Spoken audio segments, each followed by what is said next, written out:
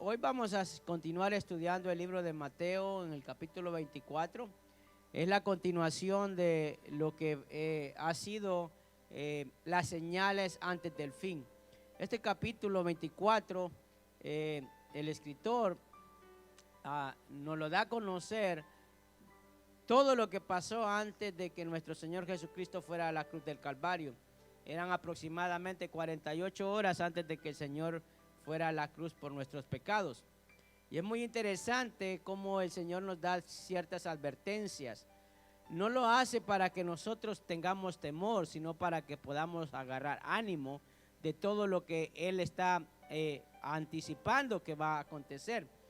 Como iglesia, como hijos de Dios, como cristianos, debemos de tener claro de que cuando escuchamos acerca de los tiempos finales no debe provocarnos temor, sino más bien esperanza de que ese momento maravilloso, la promesa, está por cumplirse. Le voy a pedir que usted pueda abrir su Biblia en Mateo capítulo 24, versículo 32. Mire lo que dice la palabra del Señor. El Señor relata dos parábolas donde nos hace conocer cómo va a ser esos tiempos antes del fin, esos momentos finales. Mateo capítulo 24, versículo 32 dice su palabra. ¿Lo tiene? Dice así, lo leemos en el nombre del Padre, del Hijo y de su Santo Espíritu. Dice así: de la higuera aprended la parábola. Cuando ya su rama está tierna y brotan las hojas, sabéis que el verano está cerca. Así también vosotros, cuando veáis todas estas cosas, conoced que está cerca a las puertas. Versículo 34. De cierto os digo que no pasará esta generación hasta que todo esto acontezca. El cielo y la tierra pasarán, pero mis palabras no pasarán. Pero el día y la hora nadie sabe, ni aun los ángeles de los cielos, sino solo mi Padre. Versículo 37. Mas como en los días de Noé, así será la venida del Hijo del Hombre. Porque como en los días antes del diluvio estaban comiendo y bebiendo, casándose y dando en casamiento, hasta el día en que Noé entró en el arca, y no entendieron hasta que vino el diluvio y se lo llevó a todos. Así será también la venida del Hijo del Hombre. Entonces estarán dos en el campo, el uno será tomado y otro será dejado. Dos mujeres estarán moliendo en un molino, la una será tomada y la otra será dejada. Velad pues, porque no sabéis a qué hora ha de venir vuestro Señor. Pero sabed esto, que si el padre de familia supiese a qué hora el ladrón habría de venir, velaría y no dejaría mirar su casa. Por tanto, también vosotros estad preparados, porque el Hijo del Hombre vendrá a la hora que no pensáis. Vamos a leer hasta ahí, después continuamos leyendo hasta el versículo 51. Si usted prestó atención en esta porción bíblica, que es continuación de lo que estuvimos estudiando la semana pasada, el Señor nos dio ciertas advertencias en las cuales nosotros debemos de tener ese discernimiento de parte del Señor, porque a través de ello y a través de la palabra nosotros nos vamos a dar cuenta de qué tiempo el Señor está hablando. Recuerde algo muy importante, que para aquellas personas en este tiempo, cuando aconteció la destrucción del templo, el templo que era lo que representaba, lo más importante era la presencia de Dios para ellos. Cuando fue destruido el templo, para ellos era el fin de todo. Pero cuando nosotros leemos la palabra, el Señor simplemente nos estaba dando a conocer que era el principio de lo que había de venir. O sea que la vida continuó a pesar de que el templo fue destruido, que era lo más importante para el pueblo, para los religiosos. Y con la destrucción del pueblo también desaparecieron, o por lo menos ya no tenían ese poder religioso, lo que eran los fariseos, los saduceos, los herodianos. Ahora el evangelio se expandió porque ya no estaba centralizado en los falsos maestros, que era lo que el Señor condenaba. Ahora nosotros podemos darnos cuenta cómo el Señor, a través de esta parábola, empieza a animar a los discípulos, aquellos que han creído en el Señor y que lo siguen. Y hay diferentes advertencias que el Señor da, y para aquel creyente no debe de ser motivo de temor. Pero aquel que no está bien con el Señor o que no lo conoce, entonces se va a dar cuenta de lo que el Señor está anticipando que puede llegar a pasar. Lo bonito de esto es que estamos en el tiempo de la gracia y el Señor nos da la oportunidad todavía. ¿Sabe que por eso el Señor no ha venido? Porque nos está dando oportunidad. Aquellos que quizás no están bien con el Señor o se han alejado del Señor o necesitan venir a sus pies para que puedan realmente entender de que estamos en los tiempos finales. Entonces, ¿qué pasa para nosotros como iglesia, como creyentes? Que muchas veces miramos la palabra de tiempos finales conforme a lo que miramos en las noticias. ¿No se da cuenta usted de eso?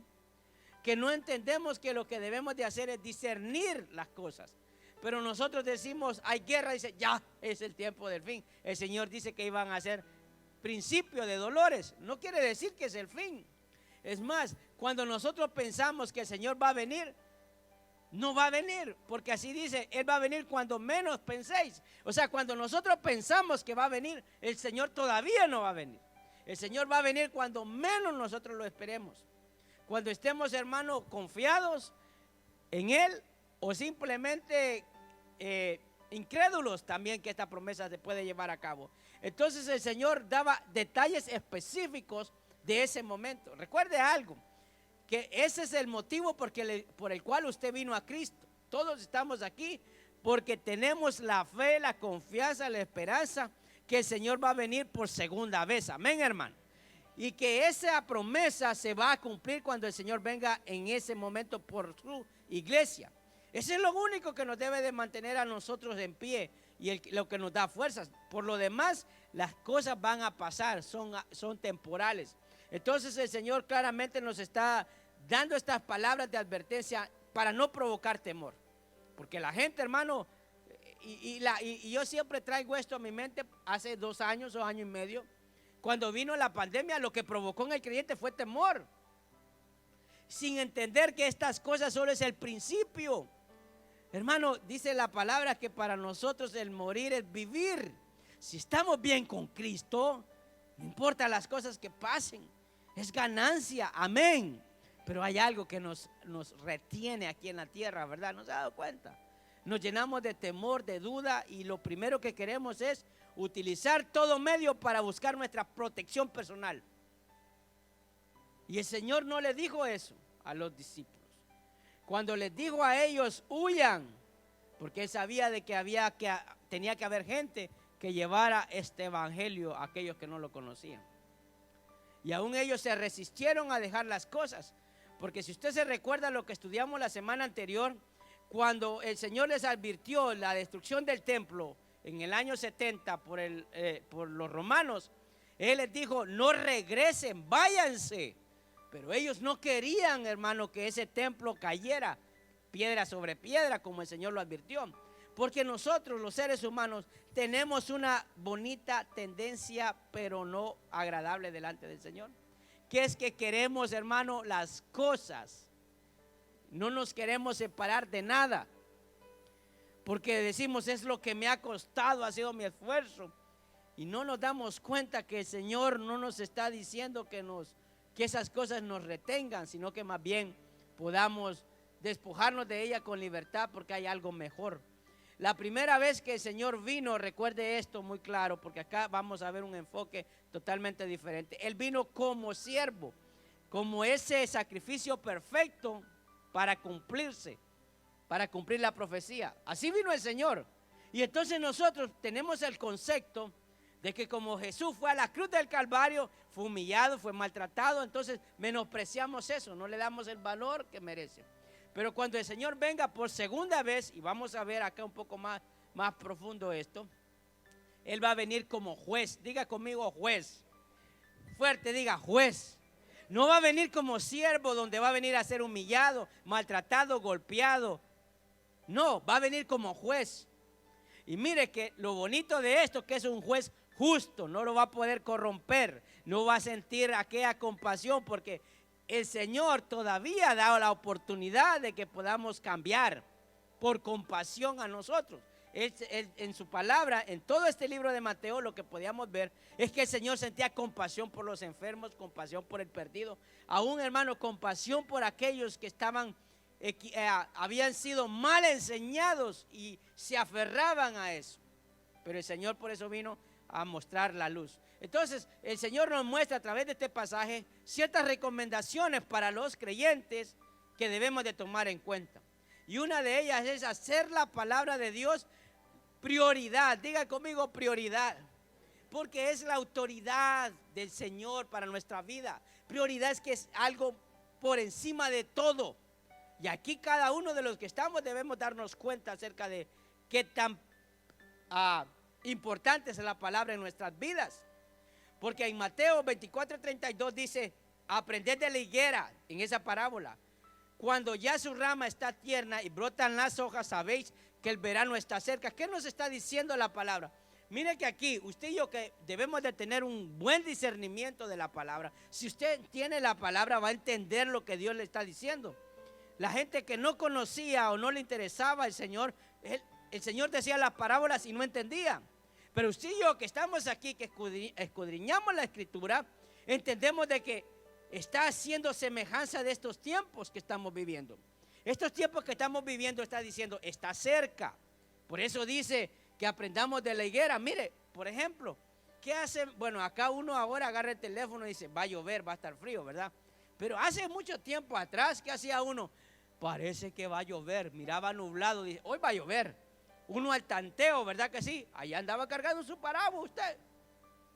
Ahora usted hasta se enoja cuando le muestra el weather que va a llover y no llueve. Mentirosos, se equivocaron. Dice. Va a nevar, dice, 80% y cae una florecita de nieve. Se enoja uno, ¿verdad? Con los del clima, ¿verdad? Porque usted va con su jacket, sus botas y todo. O sea, lo que estaba es anticipando y ahora tenemos la tecnología. Pero antes, hermano, la gente por la experiencia. Porque ¿qué sucede? En la vida hay cosas que son ciclos, son repetitivos. Entonces ellos sabían cuándo era el tiempo de cada cosa. Yo recuerdo que allá cuando estaba pequeño había un palo de guayaba. Yo sabía cuando las guayabas estaban verdes. Y yo sabía cuando era el tiempo que las guayabas estaban ya así dulzonas. Y si no me las comía, los gusanos las hacían. Entonces tenía que aprovechar ese tiempo que las guayabas estaban en su momento, hermano. Yo decía, ahorita no, por más que iban mis primos, a ver, están verdes. Yo ni me moría por ir allá. Pero yo dejaba para un par de semanas, ya sabía que esas guayabas estaban. Y me decía, ¿y cómo sabes? Vos solo guayabas maduras. Pues ya tanteaba yo cómo estaban las hojas de ese palo de guayaba. Entonces, el Señor nos está diciendo acerca de esta parábola para que nosotros seamos entendidos. Así dice la palabra, también vosotros cuando veáis estas cosas, ¿qué cosas? Recuerde esto, los falsos maestros, el poco discernimiento de las personas, el poder, hermano, ser engañados fácilmente.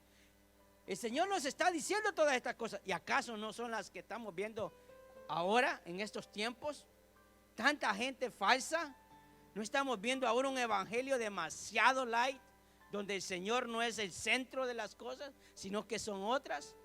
No estamos escuchando rumores de guerra, la economía, la inflación, las enfermedades. No entendemos eso.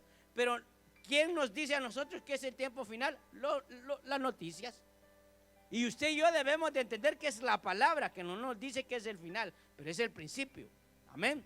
Entonces el Señor nos está diciendo a través de esto que debemos de entender estos tiempos. Dice, conocer que está cerca a las puertas. Versículo 34, de cierto os digo que no pasará esta generación hasta que todo esto acontezca. El cielo y la tierra pasarán, pero mis palabras no pasarán. Fíjese lo interesante de todo esto. ¿Por qué la palabra tiene que ser la autoridad? Porque todo pasa, menos la palabra de Dios. Esta palabra fue dada, hermano, casi como unos 2000 años probablemente.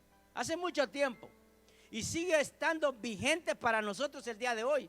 ¿Acaso no han habido guerras? Sí, hermano, si usted estudia la historia de la humanidad, usted se dará cuenta que han habido guerras sanguinarias, donde millones de personas han muerto, todo por conquistar reinos, tierras, países. No es nada diferente a lo que estamos viviendo el día de hoy. Ahora, pero la palabra ha permanecido. Han habido muchas escrituras, mucha literatura que han querido superar o han pretendido superar esto que el Señor nos dejó. Todas se han desvanecido. La palabra ha permanecido. Entonces, Eso es bien importante porque a través de ella vamos a poder nosotros entender esto. El problema es que cada uno le da su propia interpretación. Cada uno, hermano, no escuche usted, dice, el Señor viene tal año, tal hora, tal día. Y cuando no le pega, ya le hayan otra interpretación, o sea, otro significado, ¿va? Pero hay muchos que han dicho, el Señor viene en el... Mire, ¿sabe cuando estábamos del 1999 al 2000? Yo recuerdo, hermano, ese era un caos en la humanidad, porque todas las computadoras que habían fabricado tenían la fecha hasta 1999, no tenían el sistema, el software, para que siguiera marcando la fecha del 2000. Y todo dice, este es el fin del mundo, se acaba la tecnología. En aquel tiempo eran aquellas computadoras de discos duros de 3.5 y aquellos grandotes como del hombre. Eso era la tecnología. El hombre sobrepasó porque no es el tiempo todavía. Ahora, ¿por qué el Señor utiliza esta palabra y el Escritor nos la da a conocer? Mire lo que dice Isaías capítulo 40 versículo 7. Porque aquí estamos hablando de lo que el Señor le dijo a los discípulos. Pero ¿qué era lo que había dicho en el tiempo antiguo a través del profeta Isaías? Isaías 47 dice, la hierba se seca y la flor se marchita, porque el viento de Jehová sopló en ella. Ciertamente como hierba es el pueblo. Sécase la hierba, marchítase la flor, mas la palabra de Dios nuestro permanece para siempre. Todos vamos a pasar, predicadores, hijos de Dios, vamos a pasar en este mundo a buena vida o mala vida, yo no sé, cada uno, Dios sabrá. Pero lo que va a permanecer es la palabra, esa no va a cambiar. Esto que estamos ahora estudiando, leyendo, fue enseñado muchas veces hace mucho tiempo atrás y ha permanecido. Lo mismo que el Señor le dijo a sus discípulos, lo mismo decía el profeta al pueblo. Entonces nosotros debemos de entender que la palabra es la autoridad sobre nuestras vidas. Nosotros no podemos acomodar la palabra a mi gusto y mi antojo, a ver si me queda o no me queda, porque a veces así sucede. Por eso la gente no le da mucha credibilidad a la palabra. ¿Quién cambia la palabra? El creyente. La palabra no cambia.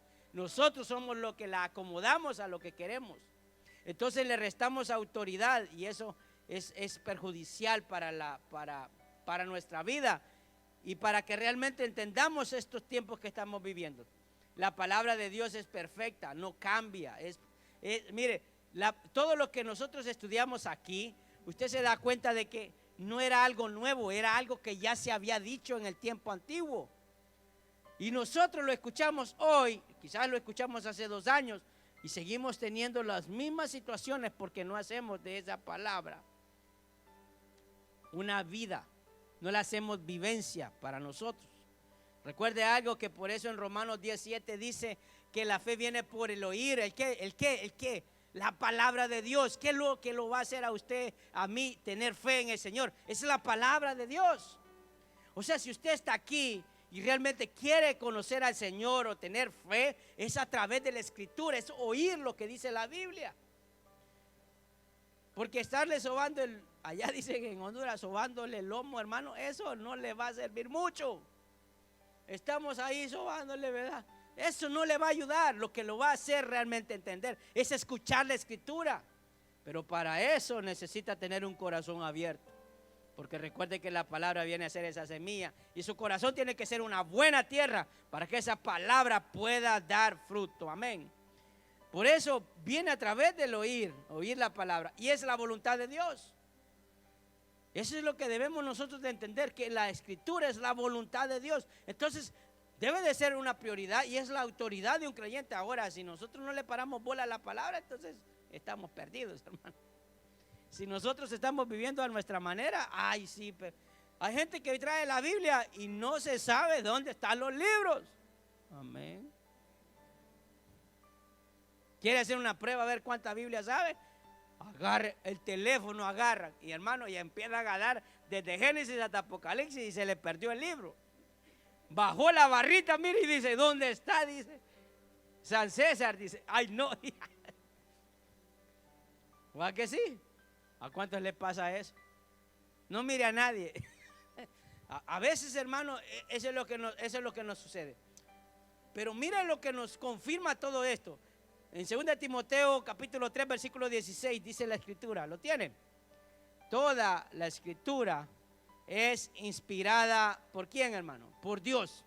¿Para qué? Es útil para enseñarnos lo que es verdad y para hacernos ver lo que está mal en nuestra vida. Ay, sí, qué bonito cuando solo nos dicen cosas buenas, ¿verdad? Pero aquí la palabra claramente nos está diciendo que es para hacernos ver las cosas malas de nuestra vida. Nos corrige cuando estamos equivocados. Nos enseña a hacer lo correcto. Versículo 17, esta versión es la NTV. Dios la usa para preparar y capacitar a su pueblo para que haga toda buena obra. Fíjese, ¿qué es lo que a nosotros nos prepara, nos capacita? Mire, la iglesia es como una escuela, como un colegio, donde adquirimos conocimiento para irlo a poner en práctica allá, en nuestra familia, en la calle, en el vecindario, en el trabajo. Ahí es la prueba, hermano, de si pasamos o no pasamos el examen. Pero si nosotros agarramos y como muchas veces venimos a abrirla cuando es el día del examen a medianoche, allá, mire, hermano, queriendo meter todo lo del mes. ¿Va que a alguno de ustedes les pasó eso? Pero lo aplazaban. Ese maestro no enseña bien. Usted no estudiaba. Entonces, ahí vemos lo que es la palabra del Señor. Por eso es una recomendación. Cada uno va a tomar su parte. Si usted es diligente con la escritura, usted sabe lo que hace esa escritura, esa palabra de Dios en nuestra vida. También es algo interesante porque cuando leemos este pasaje nos ayuda, ¿sabe qué? A mantenernos despiertos. Diga, mantenerse despierto. ¿Verdad que muchas veces nosotros, quizás la mayoría, yo no sé, yo como ya estoy en otra etapa ya de senior, voy ya, ¿verdad que uno cuando mira tele y está aburrido se duerme? ¿Cuánto ha visto usted que viendo tele se duerme la gente? ¿Va que sí? Peor si la película es aburrida. ¡Ay, hermano! Más bien que parece que fuera el que le canta el arrurú cuando tenía un niño, ¿verdad? La gente enciende la tele para dormirse. Solo con escuchar la tele encendida y se duerme. Pero cuando es algo interesante, hermano, con una película que hace, esa de Netflix, ¿verdad? Amén, hermano, de guerra. Ahí usted está así, mire, no se puede dormir, pues, escucha todos los bombazos ahí en su cabeza, lo está escuchando. Entonces, hermano, a veces nosotros podemos sentir que este evangelio es como esa película, o que nos sentamos enfrente de la tele y nos dormimos. A veces podemos pensar eso.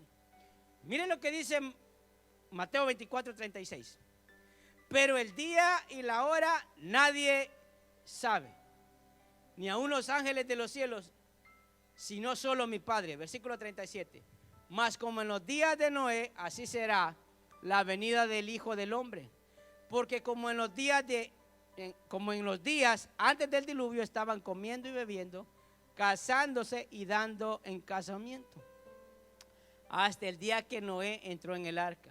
Y no entendieron hasta que vino el diluvio y se los llevó a todos. Así será también la venida del Hijo del Hombre. Entonces estarán dos en el campo, uno será tomado y el otro será dejado. Dos mujeres estarán moliendo en un molino, la una será tomada y la otra será dejada. Versículo 42 dice: velad pues, porque no sabéis a qué hora ha de venir nuestro Señor. ¿Qué está diciendo? Estén atentos. Y mire que nosotros hemos tenido el concepto de que, o quizás, si usted era niño y recibió enseñanza a su edad, le enseñaban el arca de Noé, hasta un corito cantaba. Y decía, qué bonito porque lo pintaba, ¿verdad? Y hacía una decoración del arca de Noé, pero le perdimos el sentido de esta palabra. Lo que el Señor está diciendo, que como en los días de Noé había una indiferencia de parte de la gente. Es como hoy. Usted, la gente escucha de Cristo y le resbala, le vale. Sigue viviendo de la misma manera como que así va a vivir toda la vida. En los días de Noé, la gente no creía que iba a haber lluvia porque nunca había llovido. Y Noé estaba fabricando el arca porque el Señor le había dicho, prepárate, va a haber un diluvio como nunca ha visto en la tierra. Y dice, pero si aquí no ha llovido. Era algo imposible, y se burlaban de él y toda su familia. Porque lo que regaba la tierra era un rocío todos los días. No había llovido jamás. Entonces, como nosotros físicamente no hemos visto que el Señor vino por primera vez y dudamos que va a venir por segunda vez, entonces el Señor hace referencia de los tiempos de Noé, como confirmando que no es una historia, un cuento, sino es una realidad. Mire lo interesante y lo serio de esto. Cuando nosotros enseñemos acerca del arca de Noé, está dando el Señor advertencias de algo grave que va a pasar, que debemos de prestar atención, porque eso se va a acabar. Por eso dice, y se lo llevó a todos. Hermano, va a ser triste que aún conociendo del Señor y haber escuchado su palabra, llegue ese momento y usted diga, ¿y por qué? Porque si la palabra dice literalmente que uno será tomado y el otro será dejado, hermano, vamos a ser conscientes de las cosas que van a pasar. Y ahí es donde vamos a empezar a tener el verdadero discernimiento. Y vamos a ver que esto no era un cuento, que es una realidad. Y eso es para nosotros, la iglesia, hermanos. Que el afán nos está matando, nos está desviando de lo más importante, que es Jesucristo. Es bueno su familia, su trabajo y sus quehaceres, pero no pierde el enfoque que es el Señor, porque ese día se acerca. No desenfoque, no se duerma. La palabra dice, velad pues, velad. Escuche, el Señor le está diciendo a los discípulos, no para asustarlos, sino para prevenirlos. Les está diciendo, velad pues, porque no sabéis a qué hora va a pasar esto. Porque mire, como típico hispano, hermano, así somos nosotros, todos aquí. Dejamos las cosas para el último momento. Vamos a ir a matricularnos en cualquier cosa. Dice, tiene un mes. Ay, relax. El último día anda buscando qué papeles necesita y anda viendo quién le echa la mano. Y bravo, mire, hermano, porque si le faltaron 5 minutos, pero ya cerraron, pero faltan 5 minutos, dice. Y tuvo todo un mes. Tipo hispano. ¿Va que así? ¿O solo a mí me ha pasado, hermano? Ay, hermano, así. ¿Verdad que sí? Lo invitan a uno a un cumpleaños, a una festividad. Comienza a las 3, a las 5 se aparece uno. Dice, es que yo no quiero ser el primero. Lo peor que va a ser el último, pues. Mira, y ahora pongámoslo en esto. El Señor viene pronto. Ay, sí va. Ay, pero me voy a echar mis 2 canitas al aire y todas formas, ¿verdad? Mira, aquí tanto malo que hay, necesitan ser salvos. O sea, nosotros empezamos a ver que estas cosas de repente va a pasar mucho tiempo y no, hay que mantenerse despierto. Génesis 6:5 dice la palabra, recordando lo que pasó en el principio. Y vio Jehová, escuche esto, aquí hacía el escritor haciendo referencia de lo que dijo el Señor de los tiempos de Noé, pero aquí viene palabra del Señor directamente, dice, y vio Jehová que la maldad de los hombres era mucha en la tierra, y que todo designio de los pensamientos del corazón de ellos era de continuo solamente de mal. Por eso ahora usted ve esa locura de que ya no diga ella ni él, sino ella. ¿No ha escuchado esa? Es que, mire, es que el cerebro del hombre está retorcido. Dice, es que todos merecen ser felices. Pura justificación. Ahora tiene que decir todes. Ya no puede decir todas ni todos. Mire, hay políticos tan brutos en todo el continente, porque son brutos, son ignorantes. Dice, todos los diputados y diputadas. Primero, ignorancia gramatical. Pero nosotros lo vemos de esa forma. Es la mente retorcida de querer hacer división. Hermano, lo mismo era lo que pasaba en el tiempo de Noé. Eran tanta maldad que el Señor no dejó a ninguno de ellos vivos. solo a Noé y a su familia. El Señor a través de Jesucristo está dando la oportunidad todavía para que nosotros nos volvamos a Él si acaso se ha alguien desviado. Porque esto se está acabando, hermanos. Esto se está acabando y es algo serio. Por eso el Señor viene para, vea esto, dos tipos de personas. Para los que van a ser salvos y para los que van a ser condenados. Aquí no hay término medio, hermanos. Aquí no hay así como gris. Aquí es negro o blanco. ¿Entiende? Es que yo, ¿verdad? Es que yo era así. Yo no le hice mal a nadie. Yo era buena gente. Y yo andaba. Que aquí es, ¿tienes a Cristo o no tienes a Cristo? Simple. Aquí, hermanos, no nos perdamos. Ahora cada uno examine su corazón. ¿Tiene al Señor? Esté tranquilo. No importa lo que venga por delante. Estemos confiados que el Señor va a venir por nosotros. Amén. Primera de Tesalonicenses capítulo 5 versículo 1. Mire lo que dice la palabra. Pero acerca de los tiempos y de las ocasiones no tenéis necesidad, hermano, de que yo os escriba. Fíjese, esta palabra, si es cierto que es para nosotros, para darnos tranquilidad, el Señor no necesita estarla recordando constantemente porque estamos confiados. Aquí en esta escritura, en este pasaje, claramente está diciendo, hermano, yo ya no necesito escribirles si ustedes ya saben. Porque vosotros sabéis, escuche esto, vosotros sabéis, cuando hay discernimiento de la palabra, usted ya sabe que Cristo viene, que viene por su iglesia, que uno será tomado y otro será dejado, que uno tiene vida eterna y otro será condenado, va a ir directito al infierno. Hermano, no necesita estarlo repitiendo constantemente, es algo que usted ya sabe. Amén, él le está diciendo a ellos. Él está diciendo a esta iglesia, dice, porque vosotros sabéis perfectamente el día que el Señor vendrá, así como ladrón en la noche, que cuando digan paz y seguridad, entonces vendrá sobre ellos destrucción repentina, como los dolores a la mujer encinta no escaparán. Mas vosotros, hermanos, no estáis en tinieblas, para que aquel día os sorprenda como un ladrón, porque todos vosotros sois hijos de luz hijos del día. No somos de la noche ni de las tinieblas. El 6. Por tanto, no durmamos como los demás, sino velemos y seamos sobrios, pues los que duermen de noche duermen, y los que se embriagan de noche se embriagan. Pero nosotros que somos del día, seamos sobrios, habiéndonos vestido con la coraza de la fe y de amor, y con la esperanza de salvación como yelmo. Está diciendo, hombre, ustedes estén sobrios, ya saben que esto va a acontecer. No sean como aquellos que no conocen de Cristo, ¿va? Vivimos como que no tuviéramos al Señor. Hay creyentes que viven así, ¿eh?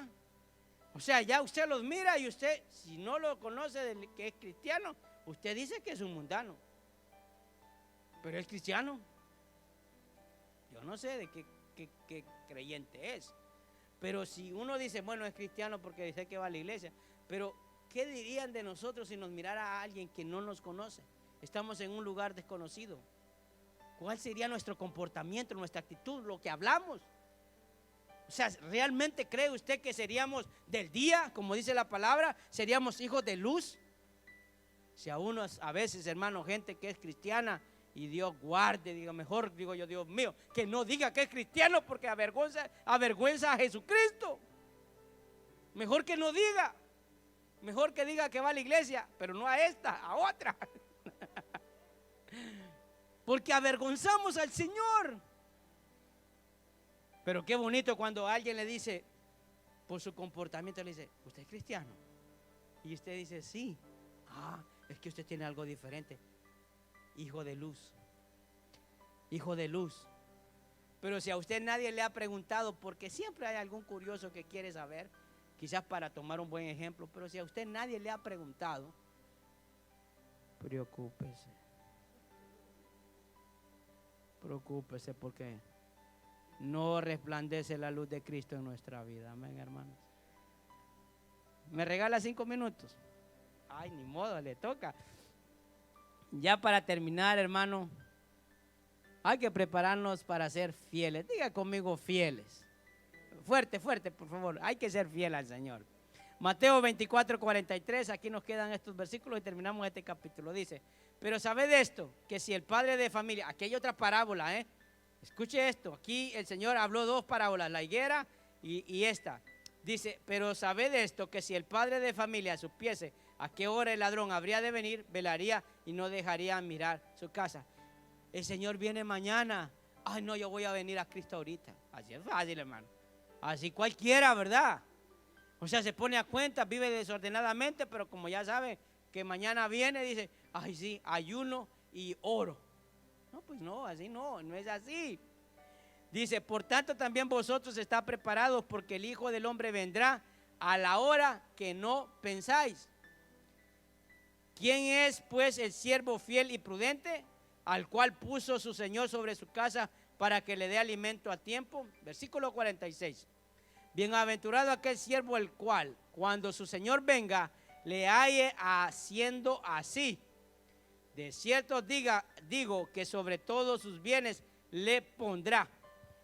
Pero si aquel siervo malo dijera en su corazón, mi Señor tarda en venir, y comenzará a golpear a sus consiervos y aún a comer y a beber con los borrachos, vendrá el Señor de aquel siervo en el día que éste no espera, a la hora que no sabe. Versículo 51, ¿qué dice, hermanos? Todos juntos, por favor. Dice, y lo castigará duramente, y lo pondrá su parte con los hipócritas. Así será el lloro y crujir de dientes. La oportunidad era para los dos. Uno diligentemente esperaba a su Señor y el otro dijo, no, ¿para qué? Estoy joven. Por eso mucha gente, los jóvenes dicen que este evangelio es para viejos. El problema es que esos jóvenes van a venir al evangelio viejos, todos maltratados, arruinados, quebrados, todos adictos, todos llenos de un montón de cosas, porque no escucharon la palabra de Dios a tiempo. Si usted está joven, dele gloria a Dios, que busca del Señor joven, que ahí está la fortaleza. Y nosotros, que el Señor renueve las fuerzas como el águila, como el búfalo. Amén, hermano. Denle un aplauso al Señor por eso.